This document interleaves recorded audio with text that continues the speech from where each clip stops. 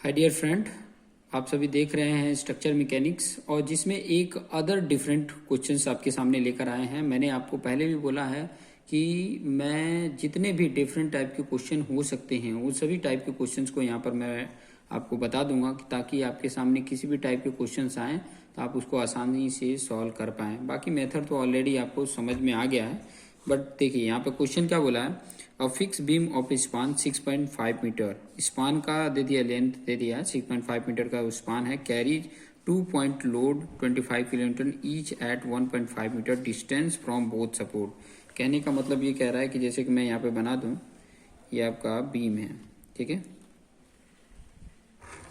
ये आपका बीम है और ये पहले ही बोल दिया कि फिक्स बीम है। फिक्स बीम मतलब दोनों एंड पे क्या होगा, दोनों एंड जो है वहाँ पर फिक्स सपोर्ट होगा, ठीक है,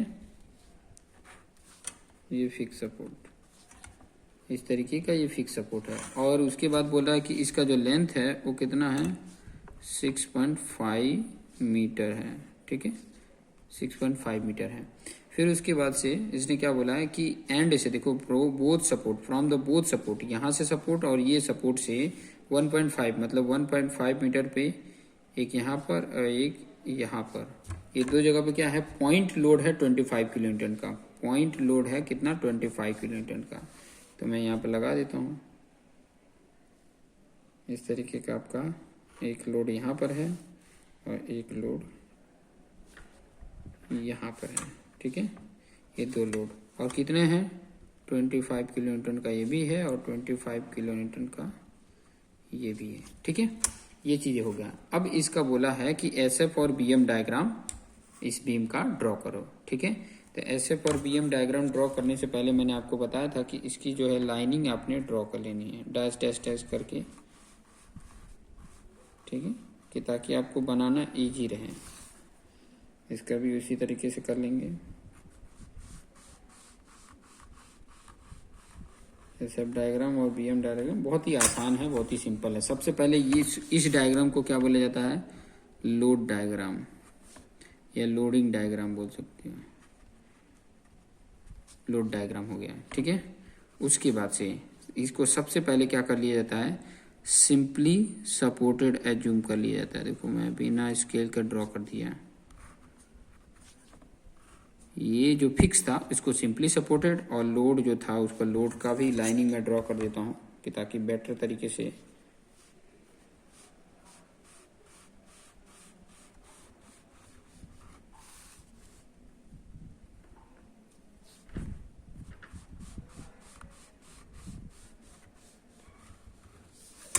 ओके। तो यहाँ पर आपका ये लोड है 25 किलो न्यूटन और यहाँ पर भी लोड है 25 किलो न्यूटन का, ठीक है। ये भी 1.5 मीटर है और ये भी 1.5 मीटर है और टोटल 6 मीटर है। ये नाम दे देता हूँ यहाँ पे ए, यहाँ बी, यहाँ सी और यहाँ पे डी, ठीक है। तो ये बी हो गया और ये सी हो गया, ये बी हो गया, सॉरी यहाँ सी हो गया और ये डी है, जो ऊपर है वही लिखो, ठीक है। अब जब एज्यूम किए सिंपली तो यहाँ पर लिख भी देंगे वही चीज़ें, यहाँ पर क्या करना है, लिखना भी है, ठीक है। फर्स्ट ऑफ ऑल एज्यूम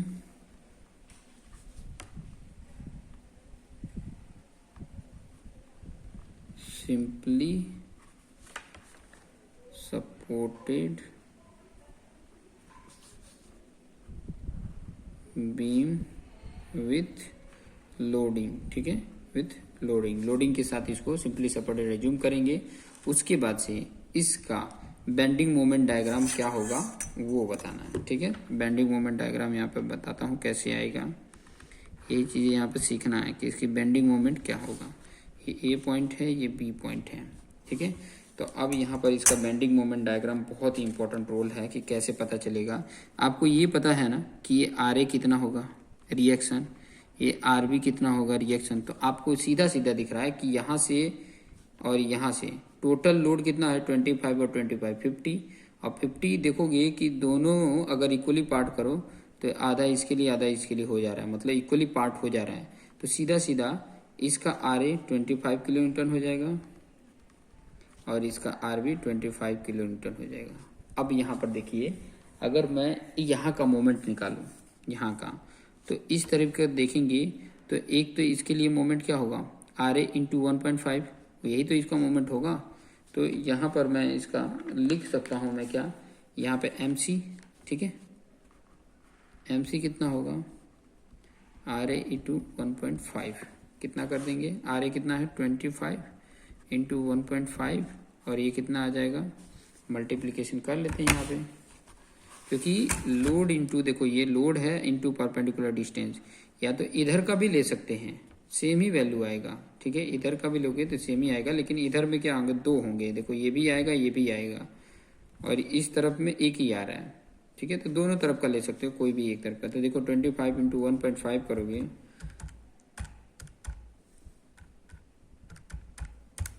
तो 37.5 आ रहा है।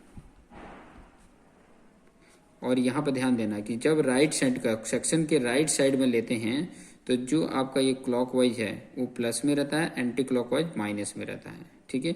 और ये वाला तो इसका यहीं पे डिस्टेंस रहती है तो जीरो हो जाएगा, तो ये वाला आपका एम सी आ गया। और फिर बाद में एम बी का अगर लेते हो, सॉरी एम डी का, डी पॉइंट का, ये डी और डी पॉइंट है, उसका जब लेते हैं तो उसका मोमेंट क्या हो जाएगा, ये आर बी इंटू इसका राइट हैंड साइड का, इसका लेफ्ट हैंड साइड लिए थे, तो यहाँ पर राइट हैंड साइड में लेंगे तो ये जो एंटी क्लॉकवाइज वो प्लस हो जाता है, तो ये भी वही आ जाएगा 37.5। और क्या यूनिट होता है, किलो न्यूटन इंटू मीटर,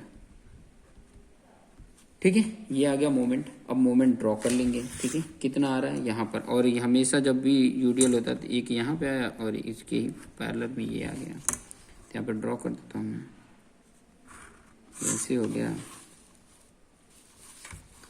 इसको यहाँ पर ड्रॉ कर देते हैं और इसको इक्वल में ड्रॉ कर दिए, ठीक है, हो गया। यहाँ पे कितना आ रहा है 37.5, यहाँ पे भी 37.5, ये प्लस में आ गया, ठीक है, ये आपका बन गया। अब ये तो पॉइंट का कंप्लीट हो गया है। अब हम क्या करेंगे, आपका ये मिल गया ना, इसको बोला जाता है म्यू डायग्राम, ठीक है, म्यू डायग्राम, ओके। अब म्यू डायग्राम का एरिया कैलकुलेट करना है तो आप आराम से कर सकते हैं, दो ट्राइंगल, ये आपको 1.5 है, ये 1.5 और हाइट तो 37.5 है, और ये रेक्टेंगुलर है, ये कितना डिस्टेंस होगा, देखो 1.5 इधर से निकल गया, 1.5 इधर से, तो 3 निकल गया, बचा क्या इतना 3, क्योंकि टोटल 6 है। तो एरिया भी आपको बता दूंगा जब अभी लास्ट में जब फाइंड आउट करेंगे तब बता देंगे। अब ये मूवमेंट के द्वारा इसका डायग्राम, बेंडिंग मोमेंट डायग्राम क्या बन रहा है, यहाँ पर देखेंगे तो ये आपका फिक्स एंड मोमेंट के द्वारा यहाँ पर एम ए और यहाँ पर एम बी, ये दो मिलेंगे, और इसके द्वारा जो डायग्राम बनेगा वो कैसा डायग्राम बनेगा वो चीज़ें भी मैं यहाँ पे दिखा देता हूँ इसके द्वारा। तो इसके द्वारा कैसा बनता है, सीधा का सीधा कैसा बनता है, रेक्टेंगुलर बनता है। आपको ऑलरेडी ये चीज़ें तो पता चली गई हैं, बट हमें पता नहीं है कि कितना, ये एम ए कितना है और ये एम बी कितना है, कि यहाँ पर कितना आ रहे हैं ये हमें पता नहीं है। यहाँ पे एम बी कितना है और ये एम ए कितना है, ये दोनों बराबर ही होंगे, कितना है वो नहीं पता है, ठीक है। और ये क्या आते हैं, निगेटिव आते हैं, ठीक है, ये क्या आता है, निगेटिव आता है। तो इसको बोला जाता है म्यू डैश डायग्राम, इसको म्यू डैश डायग्राम बोला जाता है। अब इन दोनों की कंबाइंड डायग्राम ड्रॉ करेंगे तो वो डायग्राम क्या हो जाता है, बीएम डायग्राम हो जाता है। तो यहाँ पर मैं बना देता हूँ,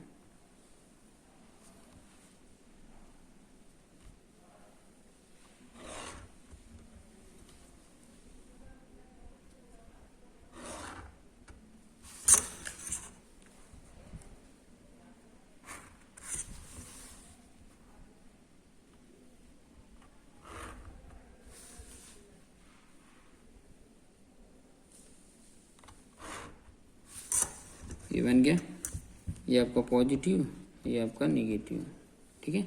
इस तरीके से आपका बीएम डायग्राम ये हो गया।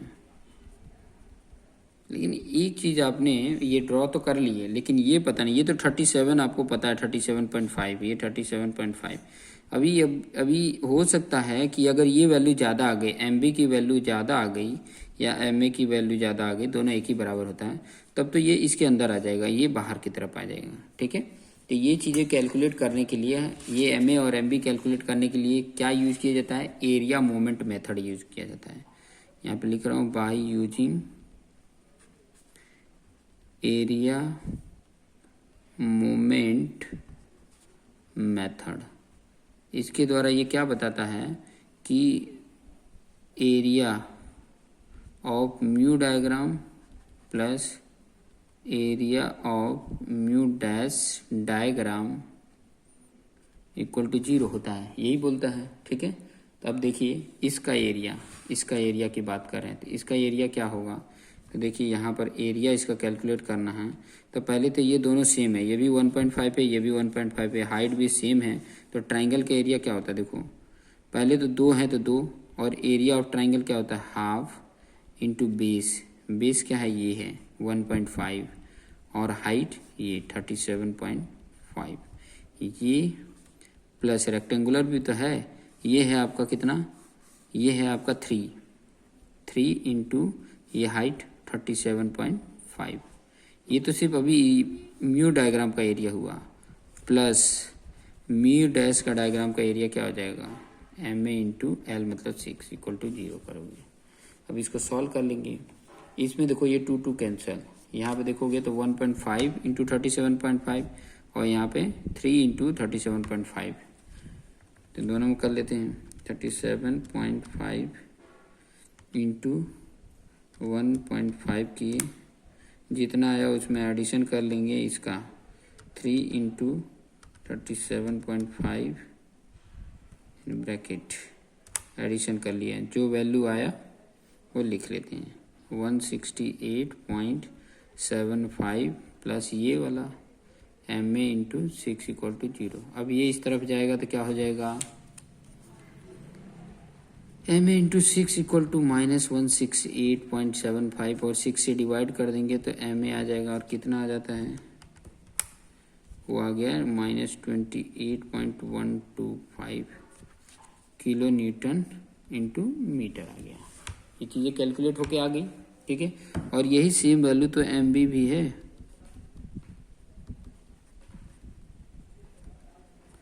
तो एम ए और एम बी भी फाइंड आउट हो गया। ठीक है, और ये चीज़ें ज़रूरत थी एम ए और एम बी, तो इतना आपको मिल गया। और आप देखेंगे कि ये जो वैल्यू है 28.125 ये कम ही है, देखो इसलिए नीचे है 37.5, ये वैल्यू इधर है। ठीक है, तो इस तरीके से ये वैल्यू आ गया। अब उसके बाद से आपको S F D B M D भी तो चाहिए, तो S F D B M D तो आराम से निकल जाएगा। क्या करते हैं, बहुत ही सिंपल तरीका आपको बता के मैं रखा हूँ, आराम से उसको कैलकुलेट कर सकते हैं। देखो क्या, यहाँ पे पहले आपका कितना है 25, तो 25 ये जाएगा, इसके बाद लोडिंग कुछ नहीं है तो ये सीधा जाएगा। इसके बाद यहाँ पर कितना है 25 है, ये 25 गया है, 25 तो यहाँ पे आके ख़त्म हो गया। फिर इनके बीच में कोई लोडिंग नहीं है तो ऐसे गया, फिर उसके बाद से 25 नीचे आएगा, फिर लोडिंग नहीं है तो इधर गया, और फिर ये लोडिंग ऊपर की तरफ है तो 25 इधर आ गया।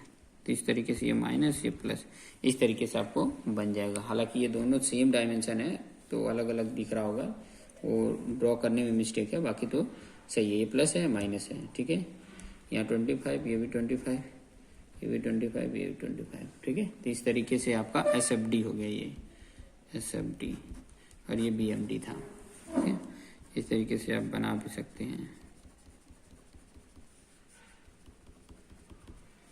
ये पॉजिटिव और ये निगेटिव। ठीक है, इस तरीके से आपका ये कंप्लीट हुआ। ठीक है, तो इसी से रिलेटेड है, क्वेश्चंस भी आने वाले हैं तो इसी से रिलेटेड आएगा, इससे बाहर कुछ आने वाला नहीं है। ठीक है, तो ये चीज़ें ध्यान में रखेंगे और इस तरीके से आप कैलकुलेशन करके आसानी से फाइंड आउट कर देंगे। ठीक है, बाकी इसमें अगर पॉइंट ऑफ कॉन्ट्रा फ्रैक्चर पूछ लिया तो पॉइंट ऑफ कॉन्ट्रा फ्रैक्चर सीधा सीधा यहाँ पे देखिए, यहाँ से ही पता चल जाएगा। ये पॉइंट पे पॉइंट ऑफ कॉन्ट्रा फ्रैक्चर आ रहा है तो यहाँ से कितना डिस्टेंस होगा, तो ये दो ट्रायंगल आपके सामने दिख रहे होंगे, ये दोनों क्या होंगे, सिमिलर होंगे। तो सिमिलर होने के लिए ये अपन ये रेशियो और ये अपन ये रेशियो कर लोगे। मान लो यहाँ से यहाँ तक ये x है तो ये कितना होगा, ये वाला डिस्टेंस टोटल 1.5 है तो 1.5 में 1.5 माइनस एक्स हो जाएगा ये वाला डिस्टेंस। तो ये 37 पॉइंट, ये कितना है 37.5 है। तो 37.5 अपन ये कितना था, ये वाली वैल्यू 28.125 है, वो कर दो और ये अपन ये कर दो, फिर इसका एक्स की वैल्यू कैलकुलेट कर लो, आराम से इसके आंसर आ जाएंगे। ठीक है, इस तरीके से पॉइंट ऑफ कॉन्ट्राफ्लेक्चर मिल जाता है। ठीक है, यहाँ पे तो सीधा सीधा दिख रहा है, कर्व और ड्रॉप ये नहीं है, तो आराम से इसका पॉइंट ऑफ कॉन्ट्राफ्लेक्चर निकाल सकते हैं।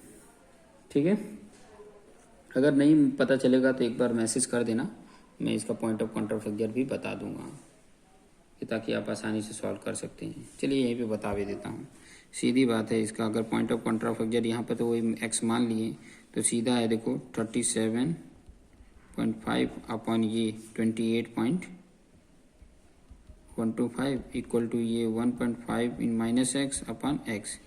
इसको इधर मल्टीप्लिकेशन करो, इसको इधर करो, ये इधर करोगे तो 37.5x और इधर करोगे तो ये कितना हो जाएगा 28.125 में आप 1.5 का मल्टीप्लिकेशन कर दीजिए।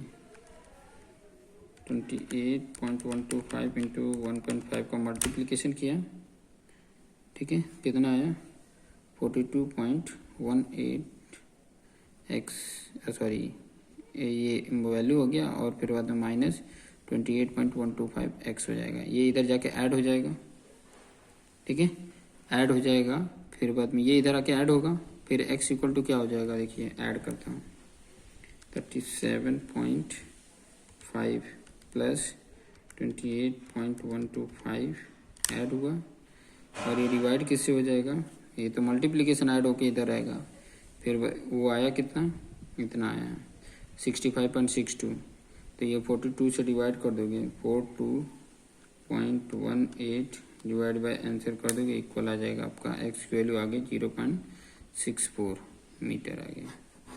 इस तरीके से आप आराम से कैलकुलेट कर सकते हैं। ठीक है, 0.64 ये वैल्यू आ जाती है। इस तरीके से आप आराम से कैलकुलेट करके बता सकते हैं। इसलिए इस तरीके से कैलकुलेट करेंगे आपका आंसर आ जाएगा। ठीक है, तो इसके लिए यहीं पर एंड करते हैं और नेक्स्ट मेरे ख्याल से जितने भी टाइप्स के क्वेश्चन बनने वाले थे वो सभी टाइप्स के तो मैंने बता दिए। अगर आपके पास कोई डिफ़िकल्टी जैसे क्वेश्चन है तो आप मुझे भेज कर और उसके सोल्यूशन भी ले सकते हैं। अदरवाइज़ तो मैंने मेथड समझा दिया है, इसको 2-3 बार देखोगे तो आपको आसानी से समझ में आ जाएगा, मुझे डिस्टर्ब करने की ज़रूरत नहीं पड़ेगी। तो देखते रहिए और अपने आप को बेस्ट बनाइए, अपने जो दोस्त मित्र हैं उनको भी बेस्ट बनाने के लिए उनको शेयर करिए। Thank you.